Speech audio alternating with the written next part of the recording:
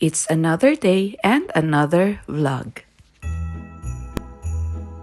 Hello everyone! It's supposed to be our last day here in Winnipeg pero alam nyo na, nagkakantsawan kaya ayan, extended kami for a day. Nag-decide kasi yung mga bata na mag-escape room pa daw sila today. Syempre, sino ba naman kami para tumanggi, kawawa naman. Minsan-minsan lang naman sila mag-bonding.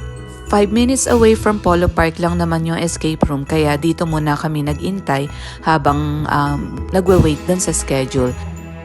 Nung nandito kami sa Winnipeg, eto yung favorite mall namin kasi wala pa naman yung outlet. So, ang dami naming mga memories na na-create dito sa mall na to. Bumili na nga rin muna ako ng face powder kasi yung face powder ko sabog-sabog na. Alam niyo yung nalulusaw na yung mga powder sa loob, nalalaglag na sa loob ng bag ko. Yung mga bata nag-decide na kakain sila sa Bimi, kami namang mga adults ay nag-Starbucks na lang muna. And then, iminit na lang namin sila doon sa escape room.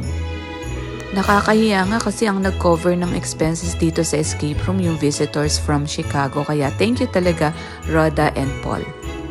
Bawal mag-video sa loob kaya hindi nakakuha ng mga photos and videos yung anak ko pero na-beat naman daw nila, nanalo daw sila by a few minutes. At habang nasa escape room nga yung mga bata, kami naman mga adults ay nag-decide na mag-pho. Super lamig kasi talaga kaya masarap ang soup ngayon. Naghati-hati lang kami kasi ang lalaki talaga ng mga servings. Tapos, since busog pa kasi kaka-Starbucks lang, nag-order lang din ng extra appetizer na wings. Napakasarap talaga ng ganito na nagkakasama-sama kayong kumain sa labas, nagkukwentuhan, nagtatawanan. Another core memory definitely created. Puro impromptu lang to walang plano. And bago nga umuwi, dumaan muna kami dito sa The Forks. Ang dami sanang magagandang picturesque places dito Kaso sobrang lamig naman talaga. Kaya hindi rin kami nakatiis, bumalik na rin kami uli sa van and then umuwi na.